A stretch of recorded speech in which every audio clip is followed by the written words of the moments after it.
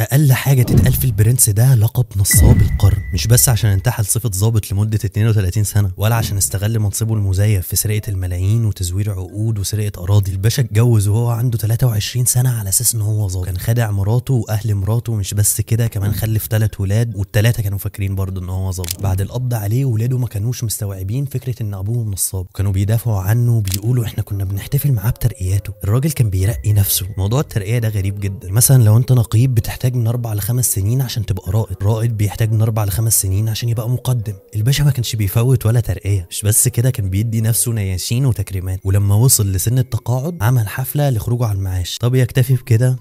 ابدا، عشان هو عميد متقاعد ادى لنفسه شهاده دكتوراه. قعد يدرس في الجامعه 5 سنين لحد ما حصلت صدفه ادت للقبض عليه. لو حابين اتكلم عن ظروف القبض عليه ومصيره بعد القبض عليه اكتبوا لي في الكومنتس انكم عايزين جزء تاني. حقيقي لولا ان في مصادر قويه بتاكد الموضوع ده انا عمري ما كنت هصدقه. ولو دي اول مره تشوفني، انا عمر الشيمي بتكلم عن القصص والاحداث الغريبه. اشترك في قناتي واستمتع.